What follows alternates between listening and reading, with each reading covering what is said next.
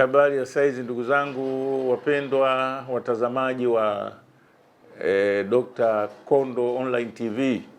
Leo tena kwa mara nyingine tupo hewani kuangazia juu ya baadhi ya miradi yetu ya kimkakati ambayo nchi yetu chini ya uongozi wa serikali ya awamu ya sita ukiongozwa na Dr.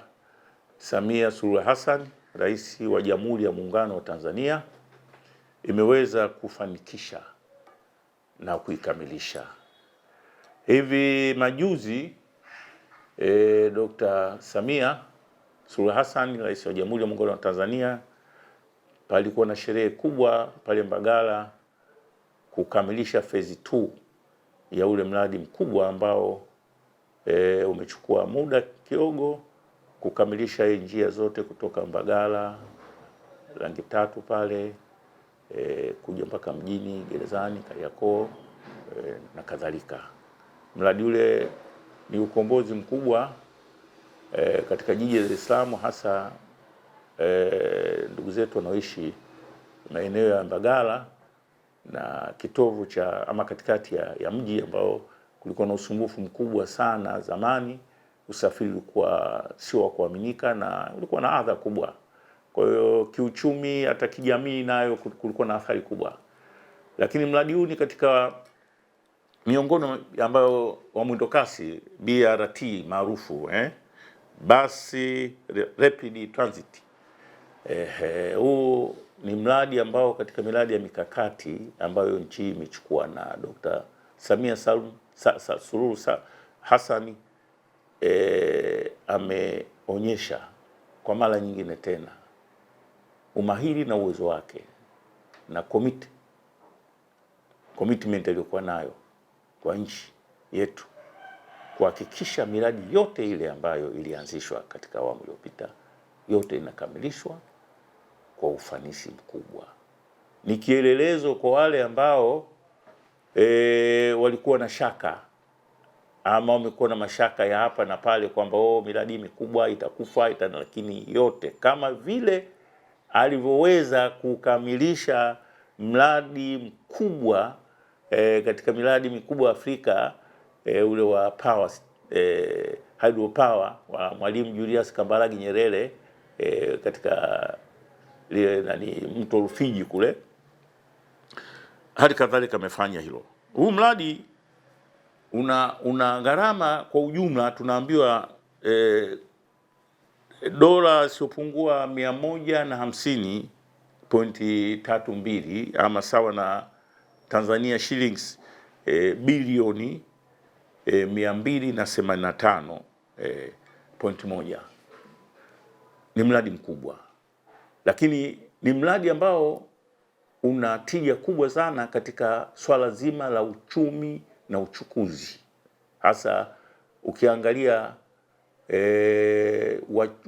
watu wengi wana shughuli za kufanya kazi za biashara mbalimbali katika mji wetu.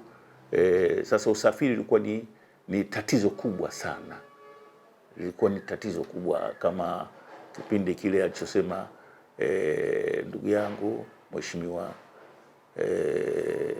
Abdalla Ulega, waziri wa ujenzi, kwamba alizungumza kitu ambacho kilimtokea hiyo kipindi kile anagombania ile magari kwa adha kubwa sana, mpaka sole imetoka yeye amepita dirishani kwa shida, na wakati mwingine shati imeshachanika na umekuwa tena hata ile utu wako na kwa upo, anakuja kustukia alikofika nadi ndio anaona kumbe mguu moja sole hamna. Yaani hii sio hadithi kwa wenye kujua Dar es Salaam, na hata sisi ambao tumekuwa katika miaka ya nyuma, miaka 70 80 huko vijana kabla hujazaliwa wengine miaka ya 2000, adha kubwa sana ilikuwa. Ni ukombozi mkubwa sana katika jiji letu la Dar es Salaam, na ilikuwa ni faraja kubwa sana kwa watu. Sasa hivi watu wanasafiri very comfortable na wamekaa, na unaona kwamba alafu kwa muda mfupi safari ambayo ilikuwa watu wanapigana, watu wanatoana jasho, wengine wanaumia, wengine manake katika shughuli kama hizi wahalifu hawakosi, manake ni sehemu ambayo ina attract watu wengi. Kwa hiyo wengi hata nauli unaweza kaibiwa. Unafika mahali unadaiwa nauli, unaona kumbe nauli ishachukuliwa na wahuni. Sasa katika mazingira ya namna hii, kwa hiyo ni jambo ambalo kwanza la kumpongeza rais wetu kwa mara nyingine tena kwamba ni jasiri na ameweza kufanya yale ambayo wengi walibeza ama walikuwa na shaka. Ameweza kufanya miradi yote ambayo ya kimkakati ameichukua na amefanya kwa ufanisi na katika time, katika muda bila delayment.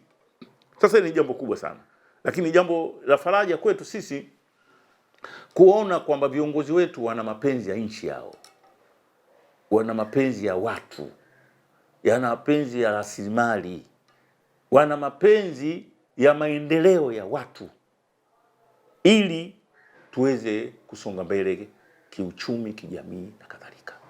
Sasa mchanganyiko upo katika fahamu za watu, maana watu kila kitu siasa, kila kitu siasa uwezo kala. Siasa ni sehemu ya maisha, lakini uchumi ndio msingi wa ustawi wa binadamu. Uchumi ni pamoja na miundo mbinu ambayo ndio unachochea ukuaji wa uchumi na ustawi wa uchumi wenyewe, kwa sababu usipokuwa ukiwa na miundo mbinu ya ovyo ovyo, hasa mambo ya transport haya na kadhalika, ama nguvu ya umeme na kadhalika, patakuwa na kurudi nyuma sana ama kudumaa kiuchumi, sababu hizo ndo nyenzo ambazo zinafanya uchumi uweze ukaprosper, uweze ukanawiri. Sasa mama yetu, kiongozi wetu mpendwa, amekuwa mstari wa mbele hasa kujali maslahi ya nchi yake, maslahi ya wananchi na hali ya kuboresha uchumi ili kuweza kuiweka Tanzania kinara katika Afrika Mashariki na Kati. Na hilo ndo jambo ambalo tunapaswa kujivunia, tunapaswa kumuunga mkono kiongozi wetu, tunapaswa kumpa moyo na kumpongeza. Sio kila wakati kutosoa tu kila jambo kifanya, hapana. Sasa utakuwa mtu gani? Binadamu gani usio na shukrani? Hata hicho ambacho unakiona kwa macho yako na mwenyewe unakitumia bado unakuwa na shaka nacho, basi sio binadamu. Na hasadi ikizidi sana, basi hata busara unakuwa huna. Kwa hiyo niseme tena, ndugu zangu, hii kitendo cha juzi kimetudhihirishia imani kwa kiongozi wetu na upendo kwa kiongozi wetu kwamba anafanya kazi, na hii kazi ni kwa ajili ya wananchi wake bila ubaguzi wa aina yoyote, wote wa Tanzania, kwa jinsia,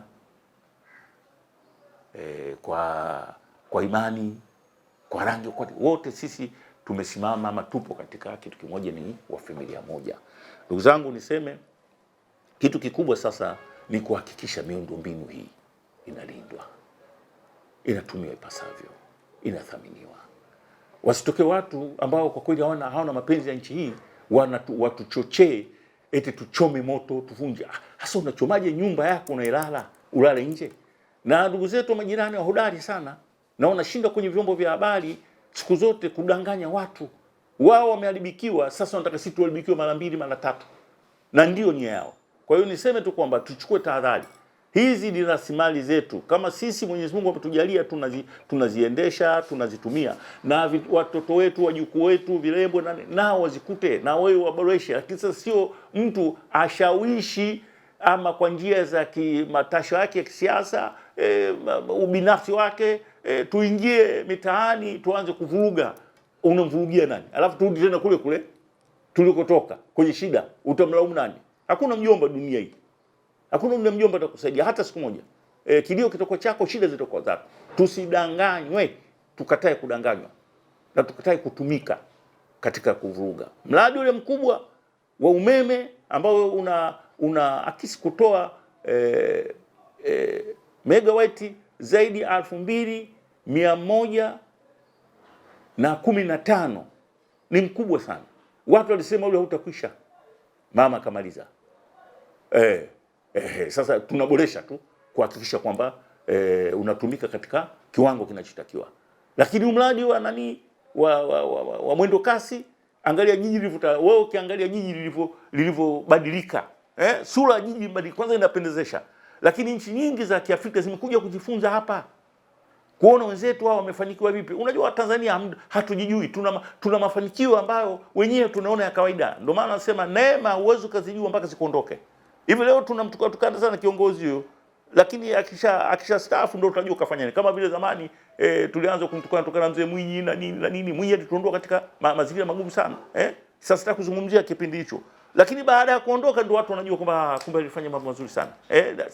Tumpe maua yake yakiwa bado yuko, na tumpongeze na tumpe nguvu, tumpe ujasiri afanye mambo makubwa zaidi kwa neema ya Watanzania na neema nchi yake. Hayo ndio mambo. Huu ndio uungwana na huu ndio binadamu. Binadamu ni mtu wa kushukuru, na binadamu mwenye siku zote kutaka mambo ya mema, sio yale ya ovyo ovyo ya kuharibu, ya kuvuruga, ya kutaka. Hapana, tukatae kutumika na tukatae kutumiwa na watu ambao kwa kweli hawana nia njema na sisi. Hatupendwi. Majirani zetu kidogo wana usongo, manake utulivu wa nchi yetu, amani ya utulivu, na haya yanayofanyika ya maendeleo yanawapa kidogo changamoto. Tujijue, tujitambue. Asanteni sana kwa leo. Naona tuzungumzie hilo ili tujielewe vizuri. Asante sana, karibu sana, tuendelee kutazama Dr. Kondo Online TV.